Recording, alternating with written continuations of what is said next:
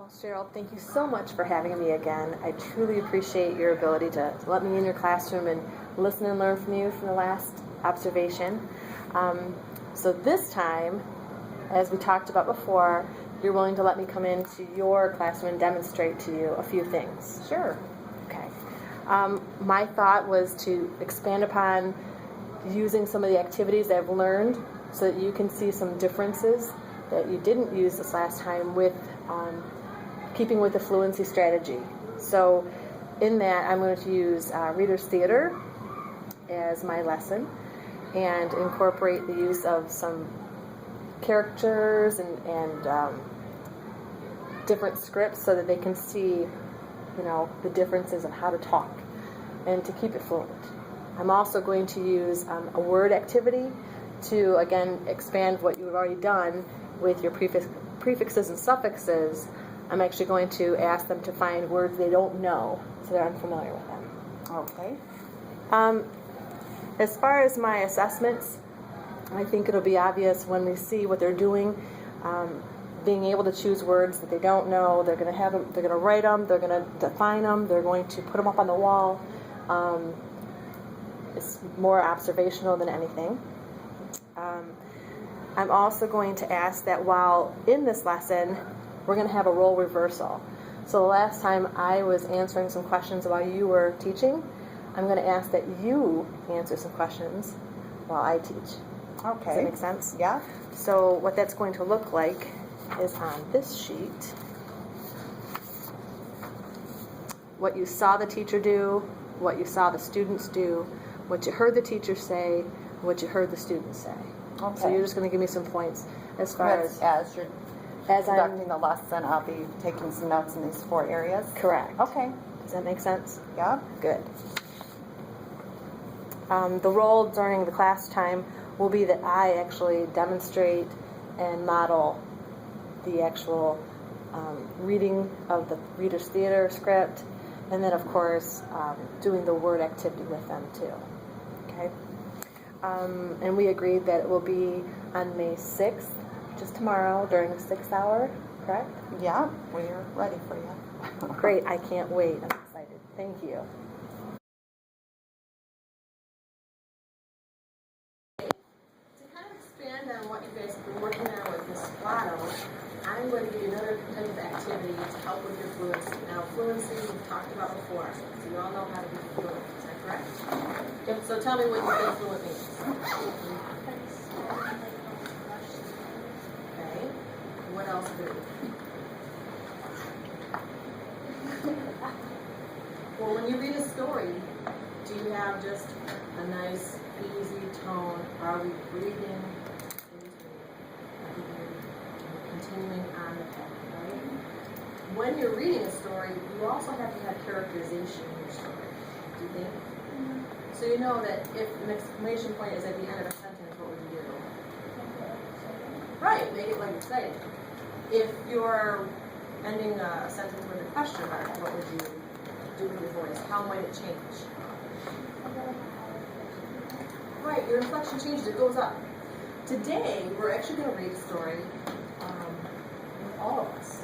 Okay, it's called Reader's Theater, and what we're going to do is actually, each are going to be a character. It's called Casey at the Bat. What do you think this is going to be about? Baseball. What do you think? Baseball. Baseball. Good. How many of you like to play baseball? Have you ever played? Softball. Yeah. You've never played baseball? Oh, I can't wait to tell you some things about it. Have you ever played baseball? Yeah. Okay, well, you don't have to like it, but knowing something about it is going to help you with what this is pertaining to. So when I say Casey at the bat, and some of you who know baseball, what do you think that might mean? Okay, so you think it's a girl. How do you think it's a girl, Casey? I don't know. Could be either one. That's interesting, because I thought the same thing. I'm like, oh, this could be either way. That's interesting. Okay, they're up to bat. What do you do when you're up to bat? Swing the ball. You what? Hit the ball. You hit the ball, okay? So when we're up to bat, we're the ones who are going to get the runs that inning, okay? Does that make sense? Yeah? Have you ever watched a baseball game? Nope. Thank you, Pam. We gotta get you on the time. All right. What I'd like you to do when you first look at the story is actually scan through it and highlight or underline 6 words that are not familiar to you. Okay? So words that you might not know or don't really understand is really what I'm going. Okay, so count 6. You're welcome. Welcome.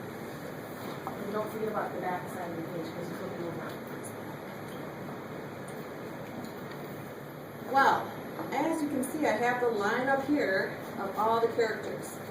We have fans 1 through 6, and their numbers are here. So this is fan number 6. I have the umpire, and I have the back. So, there are 8 actual players. I know that we have a room for 9 today. So one person isn't going to actually read this time, except for when it says all. But then we're going to switch characters, so everybody gets a chance to at least read through one time.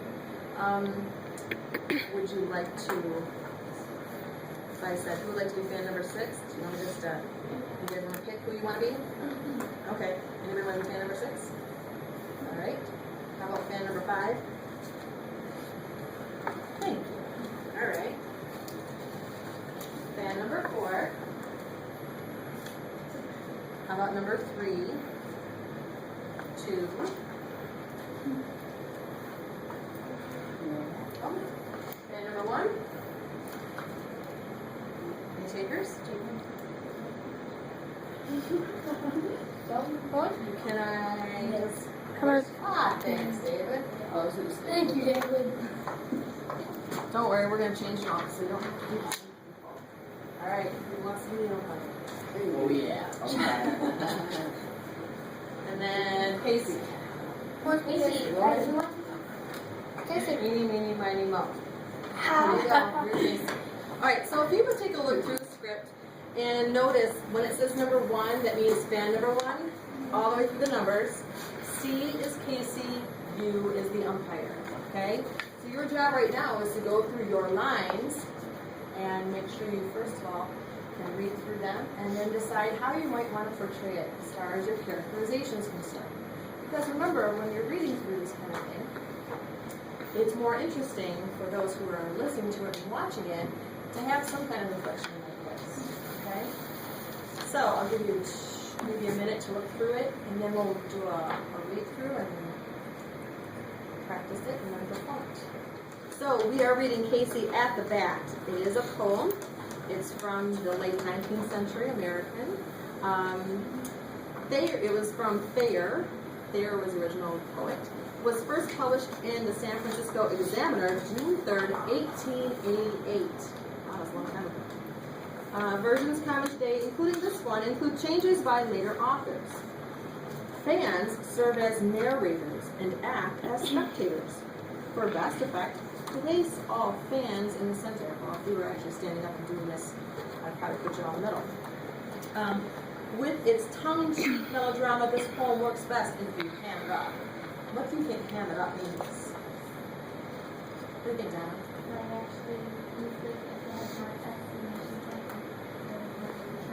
Have emotion. Yeah. Put characterization into it. Okay? So, let's begin. Who starts us off? They looked extremely rocky for the Mount Mudville 9 that day. The square was swept apart with but one of them left to play. So then Cooney died at second, and Burroughs died in sixth. A parlor weathered the features at the positions of the game.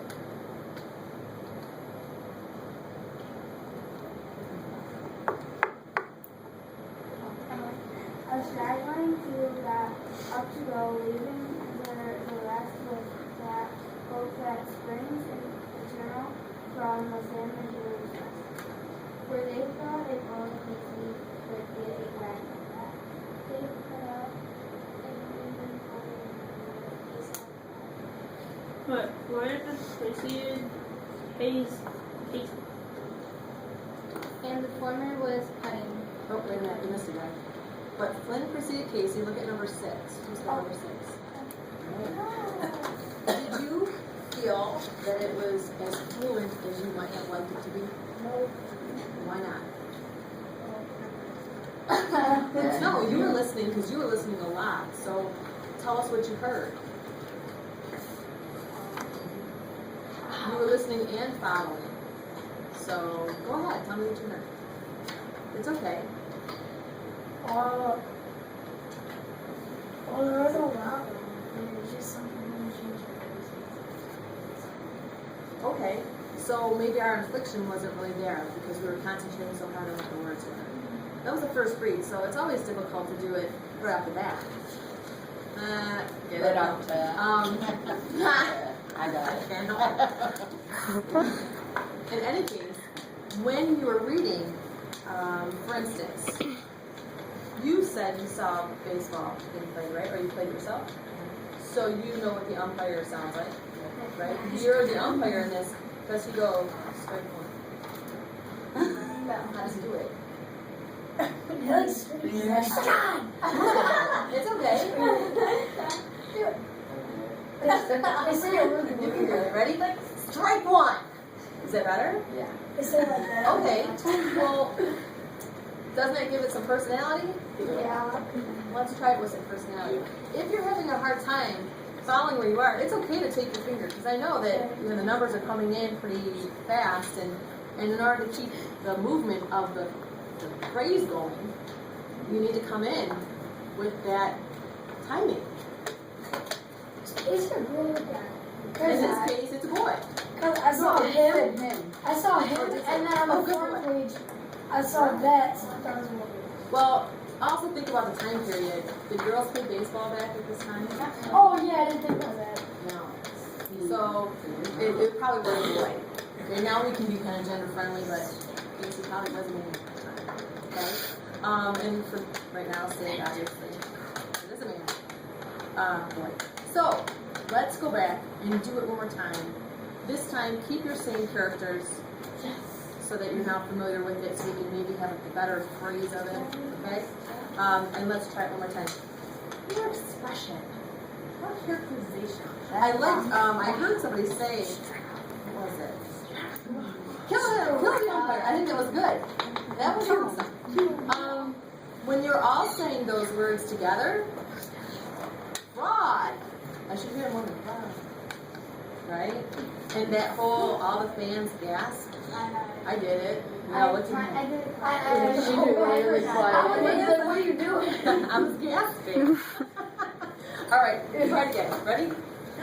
Look, the script is acting for the Manville man that day. The score was 2-4, with but 1 inning left to play.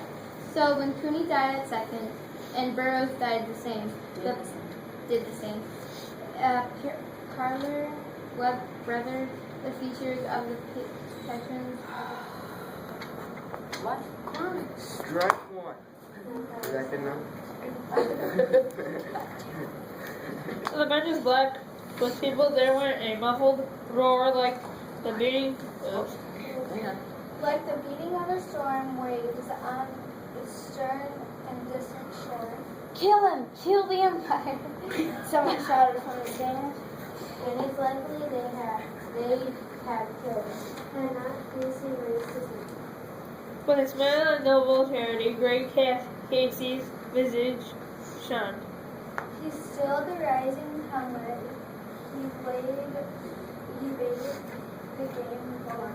He signaled to the pitcher. And once more the sphere flew, but Casey still endured it. And then Oh, Go ahead. It's all you. okay. Strike two. Fraud.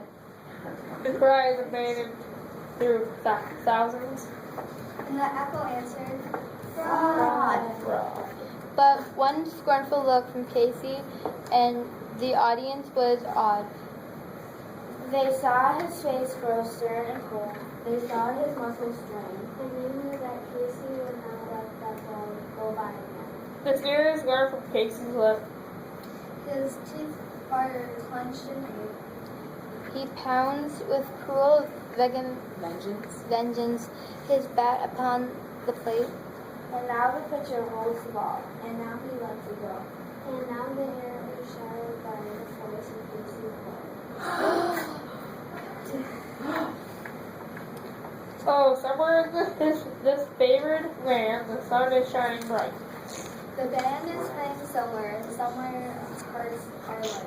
And somewhere men are laughing. And somewhere children shout. But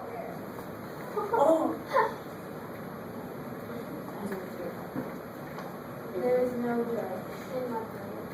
Spidey Casey. Has struck out. Does everybody know what struck out means? Yeah. Let's explain to our friend who doesn't know. When somebody strikes out, they don't hit the ball and they're out. It's a bummer. Especially for the batter, the team is all the best. That was so much better. I loved your characterization. Yeah, be sure to like. Strike out! That was good. Okay. I'm going to give you each a piece of paper. And what we're going to end up doing is taking your vocabulary word, putting the word on.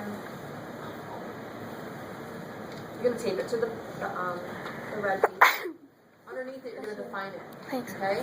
So whether you use the context clues that are in the story, what you think it is, what I'd like you to do is think about what you think it is, and then actually check the dictionary to make sure it is correct. Okay? And then write down the definition underneath. You can either do it one of two ways. You can put the word here and then define it on the back like this. So when I flip it like this, I can see the definition. Or you can do the definition on the red. I'll let you decide how you want to make it look. What we're going to end up doing is probably put them on the wall so you guys can see. It's going to be like a little word wall for you. Word walls are important because every time you see the word, it makes you think either about what you read in the story or, do I really know what that word means? We see a lot of symbols and words and things, and when you put them all together, it makes sense. And sometimes when you look at things, they don't. So I want you to feel like, oh, I know what that word is. Okay. How many did you get? 3? You did a nice job reading. Was it hard? No, not really. Good. I had 4. I figured out one of the words then. Okay. Thank you. You're welcome.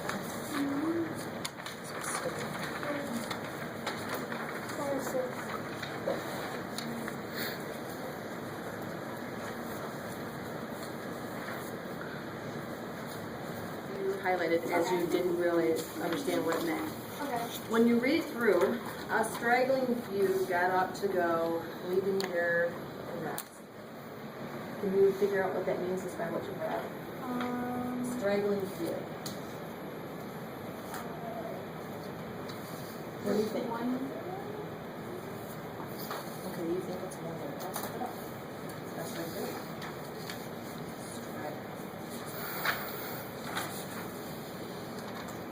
What do we do after we get the name in the middle? Okay, you're going to try and define them. You're going to find the meaning, whether it be in the story or now that you've read the story and understand where it's at, using the context clues to figure out the meaning. And then you're going to check it against what the meaning really is to see if, did I get it or didn't I? Okay? And then you're going to write the definition underneath. Okay, so that's T, right? And if you need a dictionary down there, let me know and I will get it to you.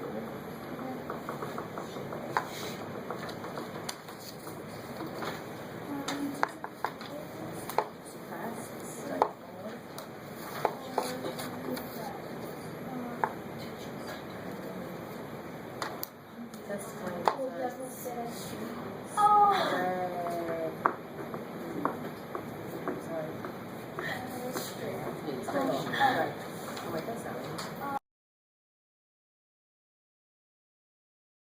Okay, well, Cheryl, thank you so much for having me come into your class again and demonstrate the lesson on fluency. They seem to really connect with the story and actively participate because of their prior knowledge of baseball. Is that something you saw as well? Oh, yes. They loved it. They loved the pre-reading, the participation that you encouraged, talking about fluency, and then Reader's Theater. You really introduced it, and they had fun with the fans. Yeah, I liked it. I thought that that would be something they could actually not only know who was doing the reading at that part, but identify with the character maybe a little bit more than just off the paper. When preparing your lessons, is that something that you think about? I think about how can I make this connection into something they know. Is that something you do as well? Oh yeah, all the time, because if you don't kind of build up to what your main reading activity is, you might not get all their interest. This way they're buying into it more and they get to make a personal connection. They were learning actively when they had an opportunity to discuss what fluency sounded like after the first time we did the reading. Does that fit with your sense of what was going on? Yeah, of talking about fluency, and I noticed the second time they read through it, they listened to some of your suggestions on how to make it come alive, really. I mean, the first read through, they wanted to make sure they were getting the words, decoding the words correctly. The second time through, they're adding the inflection, emphasis, volume, and really they're getting into it the second time through. Yeah, I thought the same thing. I was impressed with the students' willingness to try this reading activity. I wasn't sure if they had done something like this before and how comfortable they would feel in front of each other to actually make it come alive. Have they done this kind of activity before? They've done some short plays earlier in the year, but not to the extent that you had it, with the different sticks with the fans and showing whose role is whose, and I thought that was really good, something I would like to try. It just kind of organizes it better. Great. Gives them cues when to start reading. Yeah. They were a very respectful group. Is that typical? Yes, typically they're very eager to try things and to participate. They're very hands-on, which again was great for when you had the fans, and so it was more than just reading. They did a little more active participation there. Great. Were there any questions you had for me about my lesson? Any wonderings that you had? No, I thought everything went great, and they did extend the activity the following day by presenting their words with the baseball, the flips. I thought that was great. How you write the word on the front, you flip up the definition, so then they got the chance to go in front and choose the words they wanted to choose to present to the class. They had fun with that. Yeah. Great. That sounds like an awesome extension. I mean, obviously, that's what you always want to do, is build those connections and push it a little further the next time you go do it. And they also compared their word choices with those of their partners and the other group members at the table. So they were wondering, oh, what words did you choose? You know, they were really into seeing if they came up with the same words. Oh, interesting. Well, again, I appreciate your time, and if ever you would like to have me come in and coach you once again, please let me know. Yeah, that'd be great.